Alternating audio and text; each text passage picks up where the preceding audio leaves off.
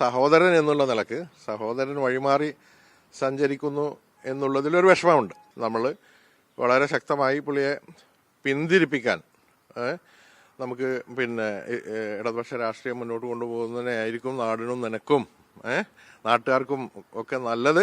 ഒരു ഗുണകാംക്ഷി എന്നുള്ള നിലയിൽ തീർച്ചയായും ആരോഗ്യകരമായ സംസാരങ്ങൾ വളരെയധികം നടന്നിട്ടുണ്ട്. രാഷ്ട്രീയ ഭാവി തന്നെ തുലാസിലായിരിക്കെ നിലമ്പൂരിൽ ഒരു ജീവൻ മരണ പോരാട്ടത്തിനിറങ്ങിയിരിക്കുകയാണ് പി വി അൻവർ. പക്ഷേ ആ നിർണായക പോരാട്ടത്തിൽ അദ്ദേഹത്തോടൊപ്പം അദ്ദേഹത്തിന്റെ സഹോദരൻ പി വി അജ്മൽ ഇല്ല. അജ്മൽ NCPയുടെ സംസ്ഥാന ജനറൽ സെക്രട്ടറിയാണ്, ഇടതുപക്ഷത്തോടൊപ്പമാണ്. എത്ര വന്നാലും സഹോദരനല്ലേ, എങ്ങനെയാ? അല്ല, അൻവറും ഞാനും വിദ്യാർത്ഥി രാഷ്ട്രീയം തൊട്ട് ഞങ്ങൾ ഒരുമിച്ച് ഒരേ രാഷ്ട്രീയ നിലപാടുകളുമായിട്ടാണ് വളർന്നു വന്നിട്ടുള്ളത്. മമ്പാട് കോളേജിലായിരുന്നു ഞങ്ങളുടെ കലാലയ ജീവിതം.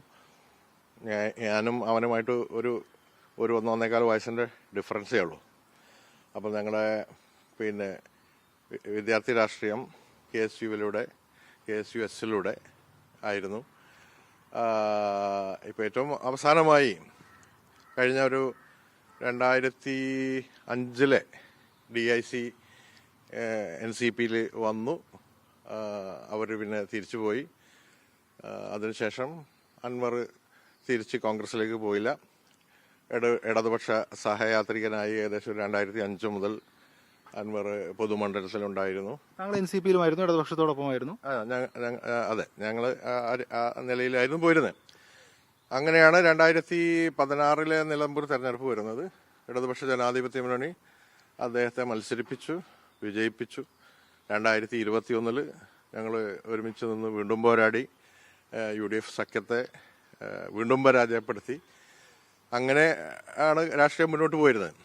അപ്പോൾ ഇപ്പോൾ ഈ കഴിഞ്ഞ ഒരു 8 മാസങ്ങൾക്ക് മുമ്പാണ് അദ്ദേഹത്തിന് വിഭിന്നമായ ഒരു രാഷ്ട്രീയ നിലപാടെടുക്കുകയും ഇടതുപക്ഷ ജനാധിപത്യ മുന്നണിയെ തള്ളിപ്പറഞ്ഞുകൊണ്ട് അദ്ദേഹം സ്വന്തമായ ഒരു നിലപാടെടുത്ത് പൊതുരംഗത്ത് വരുന്ന ഒരു കാഴ്ചയുമാണ് നാം കണ്ടത്. ആ ഘട്ടത്തിൽ അൻവറോടൊപ്പം പോകാൻ തോന്നിയില്ല, ഇടതുപക്ഷത്തിന് നിൽക്കാൻ തോന്നി? തീർച്ചയായും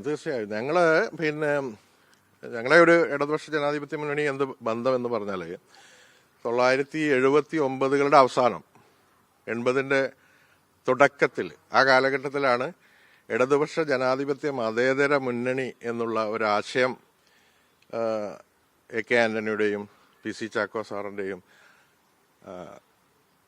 ഉമ്മൻചാണ്ടി സാറിന്റെയും LR രവിയുടെയൊക്കെ നേതൃത്വത്തിൽ കേരളത്തിലെ രാഷ്ട്രീയം ഇടതുപക്ഷ നയങ്ങൾക്ക് കൂടുതൽ വളക്കൂറുള്ളതാണ്. അതാണ് കേരളത്തിന്റെ അഭിവൃദ്ധിക്ക് ഇടതുപക്ഷ മൂല്യങ്ങളാണ് നല്ലത് എന്ന് തിരിച്ചറിഞ്ഞുകൊണ്ട് AK ആന്റണിയുടെയും ഈ പറഞ്ഞ മുൻ നേതാക്കളുടെയും ഒക്കെ നേതൃത്വത്തിലാണ് ഇടതുപക്ഷ ജനാധിപത്യ മുന്നണി താങ്കൾ അതിൽ ഉറച്ചു നിൽക്കുകയാണ് ഇപ്പോഴും രൂപീകൃതമായത്. ഇപ്പൊ ഈ മുഖ്യമന്ത്രിക്കൊപ്പം താങ്കൾ നിൽക്കുന്ന ചിത്രം, ഇടത് കൺവെൻഷനിൽ നിൽക്കുന്ന ചിത്രമൊക്കെ ഇപ്പോൾ മണ്ഡലത്തിൽ സജീവ ചർച്ചയായിട്ടുണ്ട്. എങ്ങനെയാണ് അതിനെ കാണുന്നത്? അൻവറിന്റെ സഹോദരൻ ഇടതുപക്ഷത്തോടൊപ്പമാണെന്ന് പറഞ്ഞുള്ള കാര്യങ്ങളാണ് സോഷ്യൽ മീഡിയയിലൊക്കെ തന്നെ. സ്വാഭാവികമായിട്ടും പൊതുമണ്ഡലത്തിൽ ഒരു പക്ഷേ അത് കൗതുകം ഉണർത്തിയിട്ടുണ്ടാവാം. പക്ഷെ നിങ്ങൾക്കൊക്കെ അറിയുന്ന പോലെ നിങ്ങളുടെ വീട്ടിൽ തന്നെ 2 സഹോദരങ്ങളുണ്ടാവാം, അല്ലെങ്കിൽ 3 സഹോദരങ്ങളുണ്ടാകും. അവർ 3 പേരും 3 വിഭിന്ന രാഷ്ട്രീയ കാഴ്ചപ്പാടുകളും രാഷ്ട്രീയമായ കൂറുമുള്ളവർ എത്രയോ വീടുകളുണ്ട്. ഇവിടെ അത്രമാത്രമേ സംഭവിച്ചിട്ടുള്ളൂ. നമ്മൾ ഉറച്ച ഇടതുപക്ഷ രാഷ്ട്രീയം മുന്നോട്ട് കൊണ്ടുപോകുവാനാണ് ഇത്രയും നാളും നിന്നിട്ടുള്ളത്. അതുമായി മുന്നോട്ട് പോകുവാനും ഇടതുപക്ഷത്തിന് വിജയം ഉറപ്പിക്കുവാനും ആണ് ഞങ്ങളെല്ലാം മുന്നോട്ട് നിൽക്കുന്നത്. ഈ അൻവർ ഇങ്ങനെ ഒരു ഇത്തരത്തിൽ ചില നിലപാടുകളൊക്കെ എടുക്കുന്ന ഘട്ടത്തിൽ അൻവറുമായി സംസാരിച്ചിരുന്നോ? ഇങ്ങനെ ഈ ഘട്ടത്തിൽ ഇങ്ങനെ ഒരു നിലപാടെടുത്ത് പോകുന്നത് ശരിയാണോ, ഇടതുപക്ഷത്തോടൊപ്പം നിൽക്കുകയല്ലേ വേണ്ടെന്നൊക്കെ പറഞ്ഞിരുന്നു? Yes, of course. ആ പുള്ളിക്കാരൻ ഇതിന് തുനിഞ്ഞിറങ്ങിയ മുതൽ മുഖ്യമന്ത്രിയെ തള്ളിപ്പറയുന്നത് വരെ നമ്മൾ വളരെ ശക്തമായി പുള്ളിയെ പിന്തിരിപ്പിക്കാൻ നമുക്ക് ഇടതുപക്ഷ രാഷ്ട്രീയം മുന്നോട്ട് കൊണ്ടുപോകുന്നതിനായിരിക്കും നാടിനും നിനക്കും നാട്ടുകാർക്കും ഒക്കെ നല്ലത് എന്നുള്ള രീതിയിൽ ഒരുപാട് പറഞ്ഞു നോക്കി. ഒരു സഹോദര ബുദ്ധ്യ ഒരു ഗുണകാംക്ഷി എന്നുള്ള നിലയിൽ തീർച്ചയായും ആരോഗ്യകരമായ സംസാരങ്ങൾ വളരെയധികം നടന്നിട്ടുണ്ട്. പക്ഷെ പുള്ളിക്കാരൻ്റെ ഒരു തീരുമാനമെടുത്ത് പുള്ളി മുന്നോട്ട് പോകുന്ന ഒരു കാഴ്ചയാണ് നാം കാണുന്നത്. ഇടയ്ക്ക് ഒരു വൈകാരികമായ രീതിയിൽ വൈകാരികതയിൽ അഭിരമിച്ച് തീരുമാനങ്ങൾ പെട്ടെന്ന് എടുക്കുന്നു, അതൊക്കെ ചിലപ്പോൾ ഒരു വിഷമവൃത്തത്തിലേക്ക് എത്തിക്കുന്നു എന്ന് തോന്നിയിട്ടുണ്ടോ ഒരു സഹോദരൻ നിലയിൽ അദ്ദേഹത്തിന്റെ തീരുമാനങ്ങൾ? കുറച്ചുകൂടെയൊക്കെ സുചിന്തിതമായ കുറേയും കൂടിയൊക്കെ ആരോഗ്യകരമായ ചർച്ചകൾക്കൊക്കെ ശേഷം മതിയായിരുന്നു അത്തരത്തിലുള്ള തീരുമാനങ്ങൾ എന്നൊക്കെ. വൈകാരികതയാണ് അൻവറിനെ നയിക്കുന്നതെന്ന് തോന്നിയിട്ടുണ്ടോ? വൈകാരികത എന്ന് മാത്രം പറഞ്ഞുകൂടാ. പുള്ളിക്കാരൻ്റെ കുറേ ബോധ്യങ്ങൾ, പുള്ളിയുടെ ബോധ്യങ്ങളാണെന്ന് പുള്ളി പറയുന്നത്. ആ ബോധ്യങ്ങളുടെ അടിസ്ഥാനത്തിൽ മുന്നോട്ട് പോകുന്നു. വൈകാരികത അതിൻ്റെ കൂടെ ചേരുന്നുണ്ട്. ഓക്കെ എന്നാണ് നമുക്ക് പിന്നെ പറഞ്ഞു തിരുത്താൻ നടന്നില്ല. തീർച്ചയായിട്ടും നടന്നിട്ടില്ല. പുള്ളി അതൊരു വ്യത്യസ്തമായ ഒരു രാഷ്ട്രീയ കാഴ്ചപ്പാടും നിലപാടും എടുത്ത് പുള്ളി മുന്നോട്ട് പോകാൻ തീരുമാനിക്കുകയാണ് ചെയ്തത്. ഇപ്പോൾ ഒരു രാഷ്ട്രീയമായിട്ട് താങ്കൾ ലെഫ്റ്റിനൊപ്പം നിൽക്കുകയാണ്. മുന്നോട്ട് പോകുമ്പോൾ ഒരു മാനസിക സംഘർഷം ഉണ്ടോ? ഒരു സഹോദരൻ മറ്റൊരു നിലപാട് നിൽക്കുന്നു, സഹോദരനെതിരെ അടക്കം വോട്ട് ചോദിക്കേണ്ട ഒരു നിലയാണല്ലോ.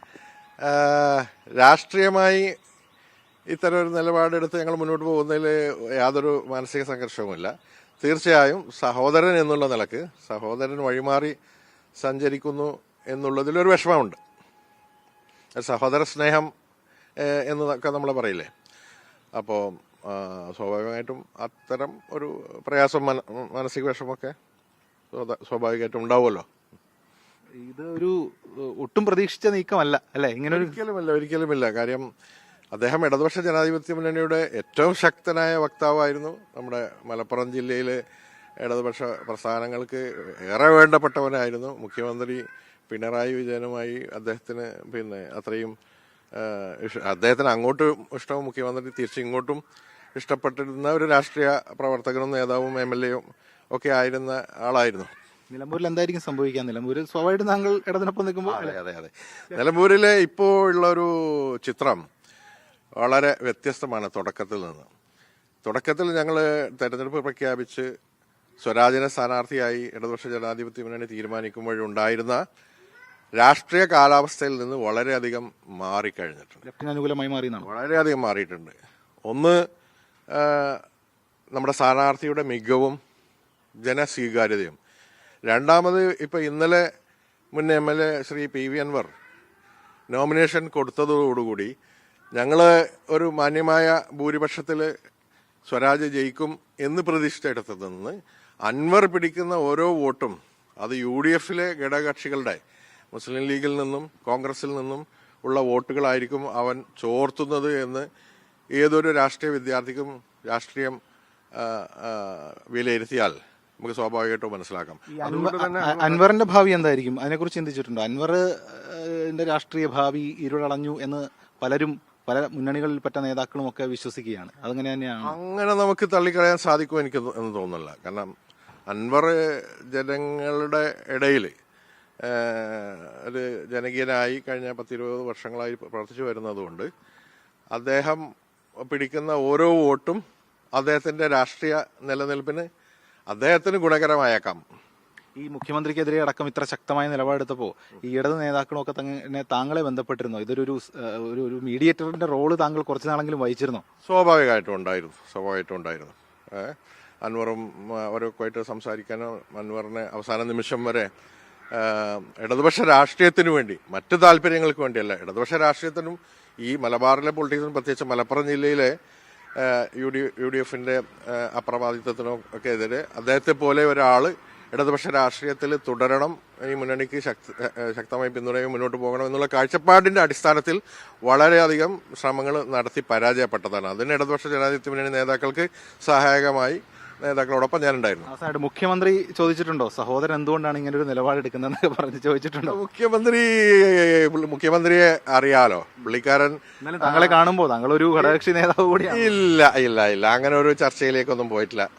ജസ്റ്റ് ഹായ് പറഞ്ഞ് അങ്ങനെ പിരിയാ ചെയ്തത്. മുഖ്യമന്ത്രിക്ക് അറിയാം കേരള രാഷ്ട്രീയം ആരുണ്ടെങ്കിലും ഇല്ലെങ്കിലും ജനക്ഷേമകരമായ പ്രവർത്തനങ്ങളും ജനങ്ങളുടെ അംഗീകാരവും ഉള്ളിടത്തോളം കാലം കൂടെ ആരുണ്ടെങ്കിലും ഇല്ലെങ്കിലും ഇടതുപക്ഷ രാഷ്ട്രീയം വിജയിപ്പിക്കാനും LDFന്റെ ഒരു മൂന്നാം സർക്കാരിന്റെ ഉറപ്പ് വരുത്തുവാനുമുള്ള നടപടികൾ എങ്ങനെ സ്വീകരിക്കണമെന്ന് മറ്റാരെക്കാളും ഇന്ന് കേരള രാഷ്ട്രീയത്തിൽ ബോധ്യവും ബോധവും കഴിവുമുള്ള ജനകീയ അടിത്തറയുള്ള അംഗീകാരമുള്ള ഒരു നേതാവ് തന്നെയാണ് സഖാവ് പിണറായി വിജയൻ. അദ്ദേഹത്തിന്റെ നേതൃത്വത്തിൽ ഇടതുപക്ഷ ജനാധിപത്യയുടെ തുടർ ഭരണം, കേരളത്തിലെ ജനക്ഷേമകരമായ പ്രവർത്തനങ്ങൾ ഇതുവരെ നടത്തി വെച്ചിട്ടുള്ളത് കൂടുതൽ പൂർവാധികം ശക്തിപ്പെടുത്തി വിപുലമായ രീതിയിൽ നവകേരള സൃഷ്ടിക്കായി സാധിക്കും എന്നുള്ള ഉത്തമ ബോധ്യം തന്നെയാണ് ഞങ്ങൾക്ക് എല്ലാവർക്കും ഉള്ളത്. അൻവറിന്റെ ഈ നീക്കം ഒരു മണ്ടത്തരമായി പോയെന്നൊരു തോന്നലുണ്ട്. അത് അദ്ദേഹമാണ് പറയേണ്ടത്. പിന്നെ കാലം തെളിയിക്കട്ടെ.